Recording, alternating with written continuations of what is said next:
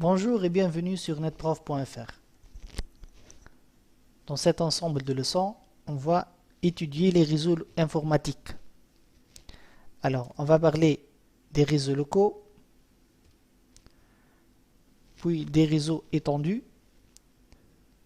du protocole TCP/IP, le fameux protocole, de certains protocoles de routage, et on va finir par des exercices. Aujourd'hui, on va commencer par le premier chapitre, à savoir les réseaux locaux. Alors, le mot LAN, c'est un mot en anglais, c'est l'abréviation de Local Area Network. En français, on dit réseau local. Mais c'est quoi un réseau d'une façon générale? En quoi consiste-t-il? Le réseau, c'est un ensemble d'entités communicantes. Donc, on a un ensemble de points qui communiquent entre eux et il y a un flux qui circule entre ces entités. Exemple, d'une façon générale, on peut parler du réseau de neurones. Vous savez tous que notre cerveau est formé par un ensemble de neurones.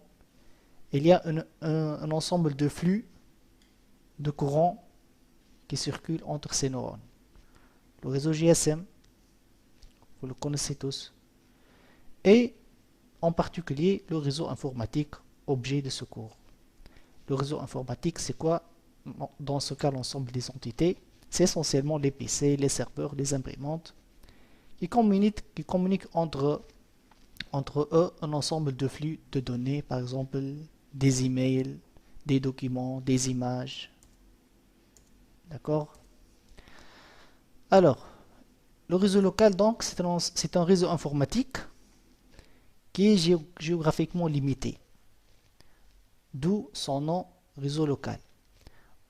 Donc, la chose qui le caractérise, c'est qu'il est géographiquement limité. Il n'est pas très étendu comme l'Internet, par exemple, mais c'est un petit réseau local. Ok? On peut le trouver, par exemple, dans un immeuble, dans un campus. On peut avoir un petit réseau. Étudions ce schéma, par exemple. Alors là, qu'est-ce qu'on a? On a un ensemble d'entités communicantes dont on a parlé tout à l'heure. Là, par exemple, j'ai un laptop avec une carte réseau sans fil. J'ai un PC. J'ai un routeur. D'accord? Et toutes ces entités communiquent entre elles pour transférer des données. Alors, réellement, malgré qu'il y a de l'Internet ici, mais c'est dans ce cadre seulement que se trouve le réseau local. Si on va parler d'Internet, on sort du réseau local.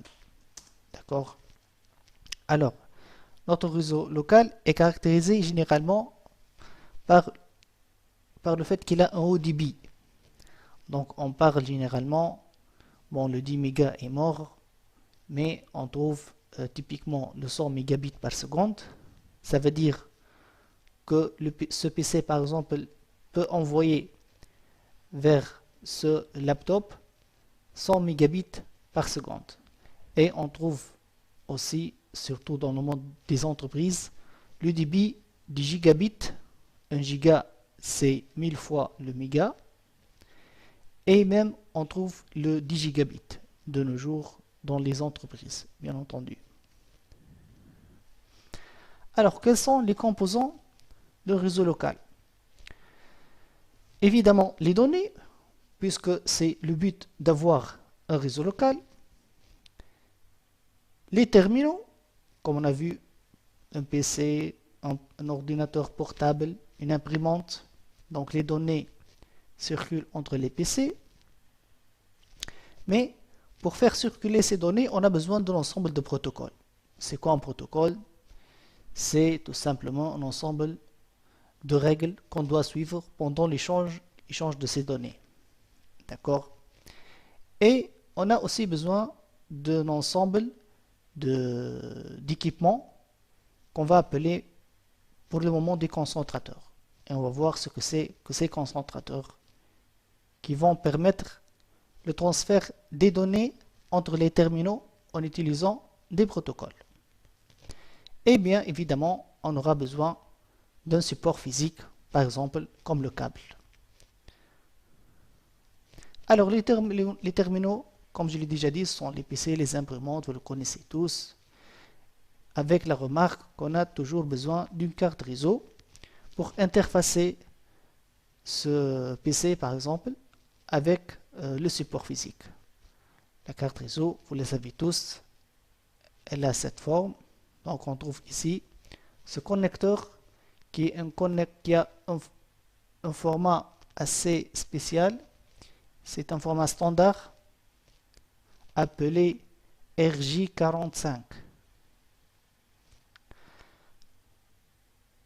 Alors on a besoin aussi du support physique comme la paire torsadée, la fibre optique, le câble coaxial ou bien l'infrarouge. Parlons de la paire torsadée. C'est quoi la paire torsadée?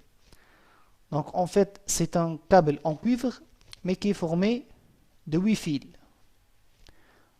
Ça c'est la première paire, deuxième paire, troisième paire, 4 paires. Alors 4 fois 2 ça fait 8 fils. Pourquoi elle est appelée torsadée? Parce que comme son nom l'indique, vous voyez dans l'image que ces paires sont torsadées et ceci pour des raisons pour optimiser le transfert des données en matière de qualité et de vitesse. D'accord? Alors, tous ces fils de cuivre vont entrer dans ce connecteur RJ45 dont je vous ai déjà dit, qui va lui-même entrer dans ce connecteur femelle. Ça c'est le connecteur RJ45 mâle.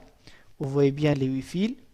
Alors, les 8 pins ici sont numérotés de 1 à 8, de droite à gauche, si on tient le connecteur dans ce format.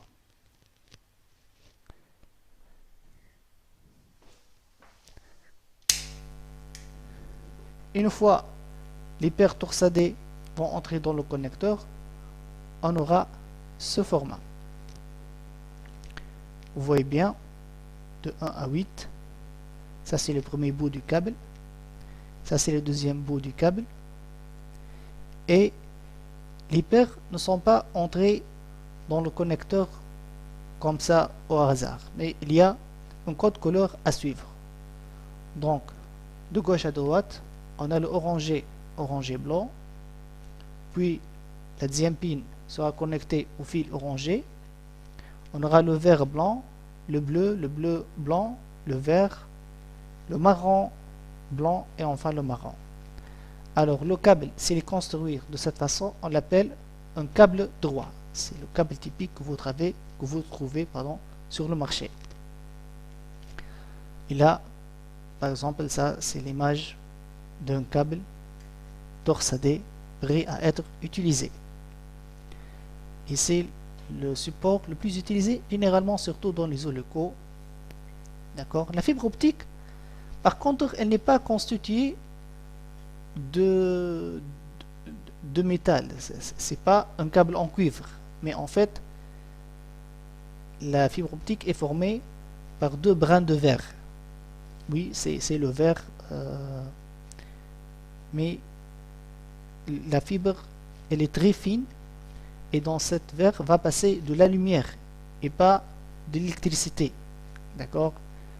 Alors vous voyez bien qu'on protège cette fibre par beaucoup de matériaux de renfort, d'accord, pour obtenir de la fibre optique. Donc on aura un brin de fibre pour l'émission, un deuxième brin pour la transmission, émission et réception, pardon. Par contre, pour ces 8 fils de cuivre, en fait, on ne les utilise pas tous pour le transfert de données, mais on n'utilise que la moitié. Donc, le câble numéro 1, 2, 3 et 6. Ce sont les brins utilisés pour l'émission et la réception. Ça, c'est l'image typique d'une fibre optique. Alors vous voyez bien que les connecteurs sont un peu différents. En fait, si le câble si le câble pertorsadé utilise un seul connecteur de format RJ45, la fibre optique, on peut trouver beaucoup de types de connecteurs. Ça, par exemple, c'est le connecteur appelé ST. Ça, c'est le connecteur appelé SC. Ça, c'est le connecteur appelé LC. D'accord? Alors, maintenant, voyons comment monter un réseau local simple. Alors, on va prendre un PC et un deuxième. Donc, on va faire un petit réseau constitué de 2 PC seulement. Bien entendu, les 2 PC contiennent chacun une carte réseau informatique. On va monter le câble droit. Donc, on a un bout RJ45 dans cette carte réseau et un deuxième en bout RJ45 dans la deuxième carte réseau. Mais dans ce cas, ce câble doit être un câble croisé. Ça veut dire quoi, croisé? Ça veut dire que les 2 fils de transmission ici vont coïncider avec les 2 fils de réception ici, d'une façon à ce que les données transmises par ce PC soient reçues par la carte réseau de ce PC. Donc le code couleur qu'on a vu tout à l'heure ne sera pas respecté, mais on va inverser certains fils pour obtenir le câble croisé. Alors on a le 1 va prendre la position du droit. Par exemple ici le 1 c'est l'orange et blanc. Orange et blanc, on va le trouver à la 3e position et pas à la première position. D'accord? Émission dans la réception. Et le 2 dans le 6. L'oranger, il était dans la 2e position. Maintenant, on le trouve à la 6e position. Et on va faire bien sûr l'inverse pour le câble vert. D'accord? Donc, ça on appelle le câble croisé. Il est utilisé si on va connecter 2 PC directement. Alors, vous voyez bien ici que ces 2 PC maintenant sont connectés, ils vont commencer à s'échanger des données. Mais il y aura toujours le risque que les 2 PC envoient des données en même temps. Dans ce cas, l'information envoyée sur le support physique, elle ne sera pas comprise, elle n'aura aucune valeur. On aura ce qu'on appelle une collision, parce que les 2 signaux électriques vont se heurter et donc l'information perdra sa valeur. Et si on a une collision, donc on va perdre des données. D'où le besoin d'un protocole, un ensemble de règles qui contrôle l'accès aux médias, pour qu'on soit sûr que l'information envoyée est bien reçue sans avoir une collision. Alors ce protocole est le protocole appelé CSMA-CD, en anglais CSMA Carrier Sense Multiple Access. Ça veut dire qu'il permet l'accès multiple, mais avec écoute de la porteuse. Ça veut dire quoi? Ça veut dire qu'une station écoute le support physique, qui est le câble, pour déterminer si une autre station est en train de transmettre les données ou bien non. Donc ce qu'elle fait, c'est qu'elle mesure le niveau de tension électrique. S'il y a un courant qui passe, alors elle ne va pas envoyer ces données. Et elle va rester à l'écoute du support jusqu'à ce que la station qui émet les données finisse. OK? Et le deuxième principe de ce protocole, c'est collision detection. Ça veut dire en cas de collision, la station envoie un signal appelé un signal jam et retransmet après un certain temps aléatoire. Donc, maintenant, on a pu connecter les 2 PC et ils fonctionnent correctement. Supposons qu'on a un 3e PC. Comment va-t-on intégrer ce 3e PC dans ce très petit réseau local? Déjà, le câble est connecté entre les 2 cartes réseau. Et la 3e carte réseau, comment va-t-on la connecter? D'où le besoin d'un concentrateur, quelque chose qui va rassembler toutes les machines. Alors le concentrateur, il a généralement cette forme, d'accord? Donc on va connecter toutes les machines. Donc vous voyez bien qu'il possède beaucoup d'interfaces RJ45, d'accord?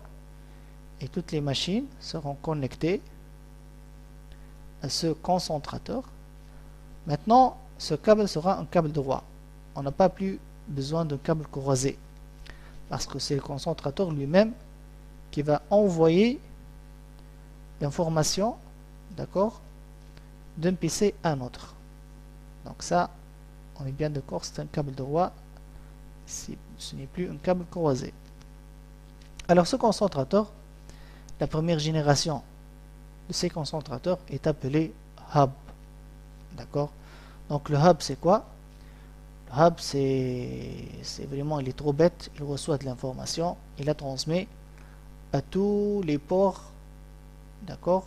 D'une façon à ce que toutes les machines reçoivent l'information.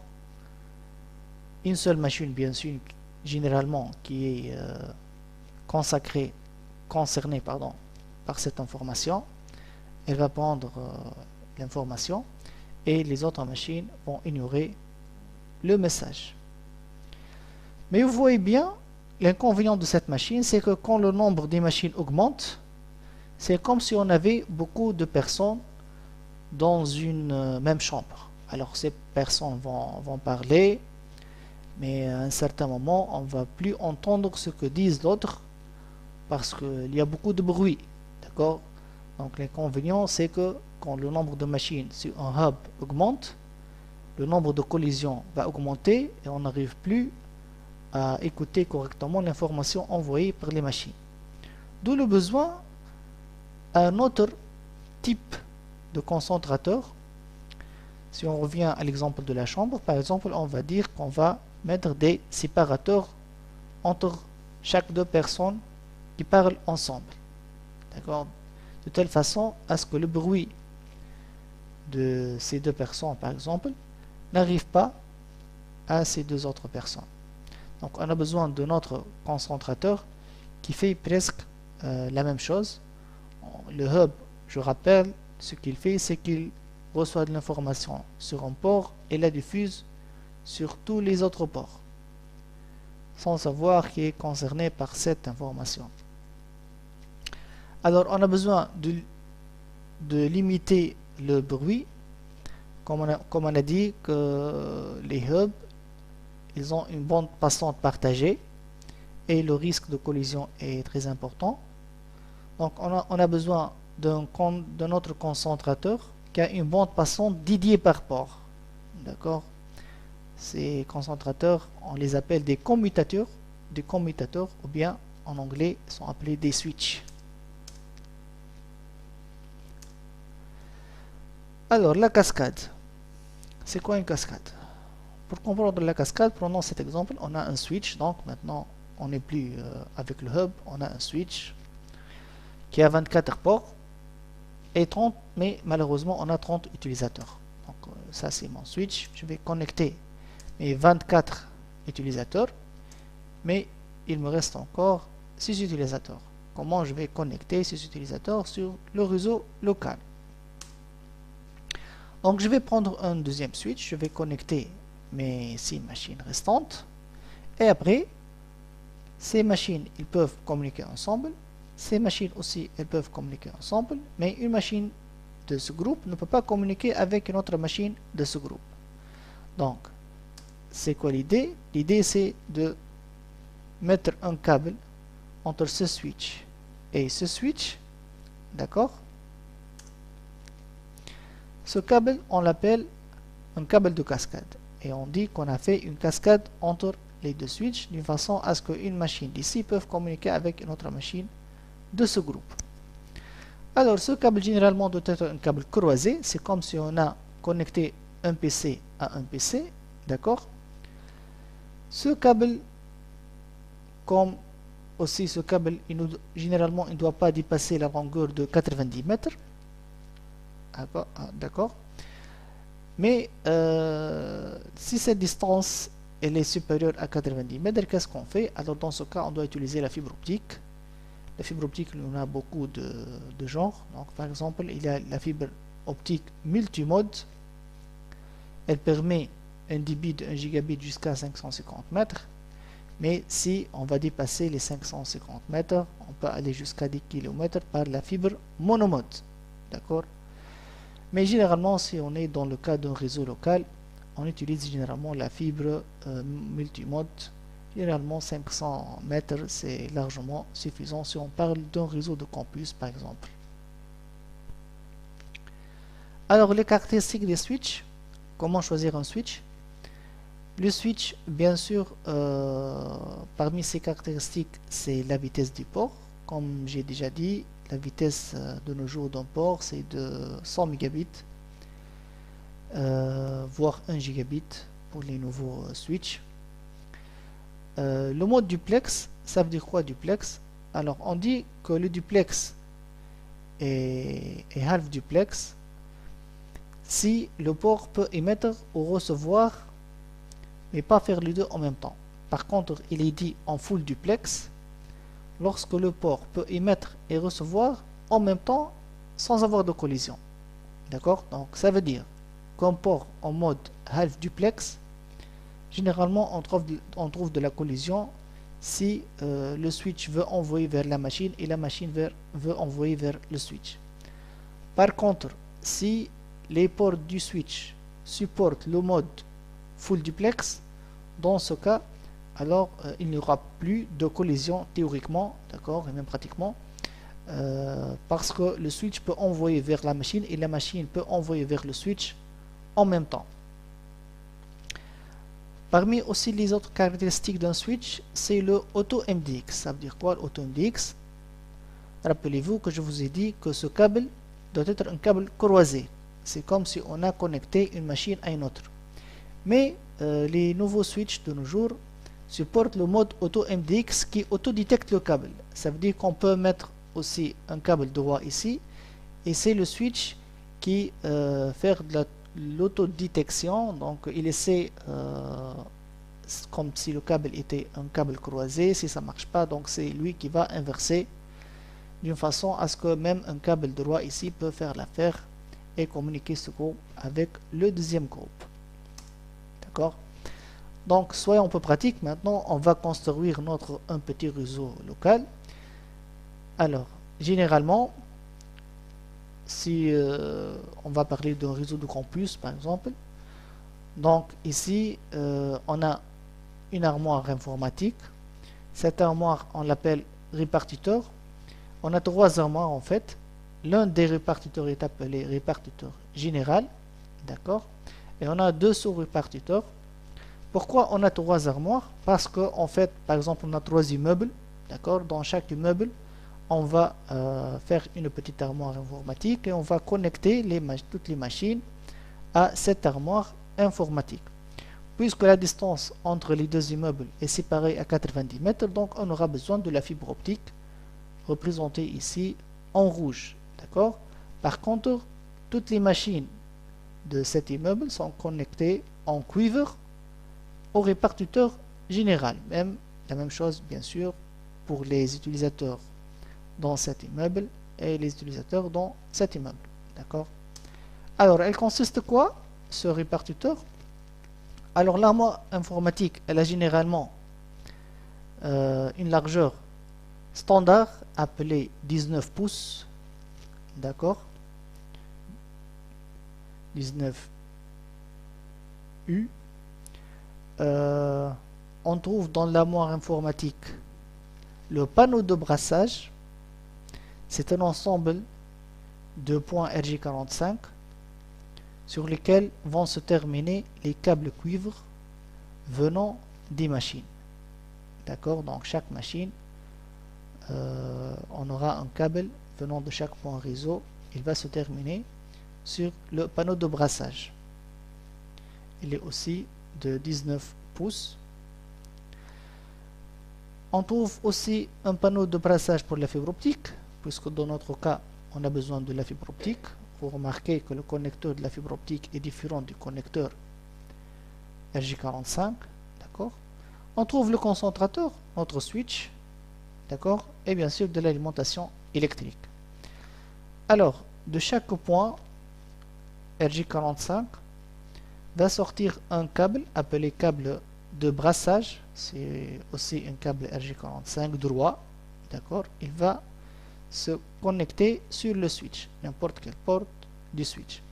Par contre, on aura une seule fibre optique généralement qui vient du panneau de brassage de la fibre vers le port fibre du switch. Donc le switch, ce switch, il doit présenter un port en fibre optique. C'est pas un switch simple que vous trouvez à n'importe quel magasin. Donc c'est un switch qui a un port en fibre optique pour pouvoir connecter les sous-répartiteurs. D'accord? Par contre, toutes les autres machines, ici, si j'ai par exemple ici 24 plus 24, 48, c'est pour ça que j'ai 48 points informatiques ici, donc j'aurai 48 câbles de brassage qui vont être connectés sur mon switch et une seule jarretière en fibre optique. Format des données. Alors les données qui vont circuler sur le réseau local sont en fait en format de enveloppe électrique. Une enveloppe, qu'est-ce qu'on trouve sur une enveloppe? Généralement, on trouve l'adresse de la destination, l'adresse du source. Donc, on a la même chose pour les données qui circulent sur un réseau local. On aura un champ pour l'adresse destination, un autre champ pour l'adresse source et les données qu'on veut envoyer. Alors, l'adresse utilisée par le switch pour commuter les trames sur le réseau local est appelée une adresse MAC. C'est quoi cette adresse MAC? En fait, c'est une adresse universelle. Ça veut dire qu'on ne peut pas trouver de machines qui ont la même adresse MAC dans le monde. Elle est écrite en hexa, bien que réellement c'est du binaire. Par exemple, si mon PC possède cette adresse MAC, alors ça c'est le format en hexa, mais réellement en binaire ça donne ce format. D'accord, ça c'est en binaire et ça c'est en hexa. Généralement on l'écrit en hexa pour ne pas écrire une longue phrase. Alors, comment trouver l'adresse MAC de votre machine? Il suffit de taper ipconfig/all. Je vais le faire ici par exemple. Je vais ouvrir la boîte de commande cmd et je vais écrire ipconfig/all.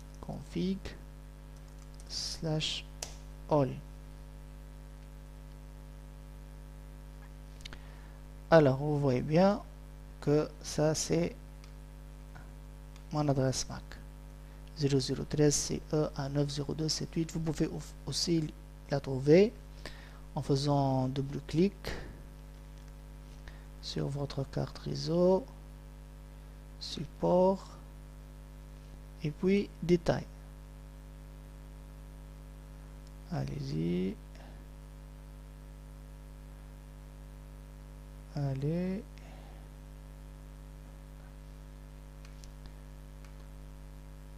Et ben voilà ma machine qui se plante. Alors, c'est pas grave.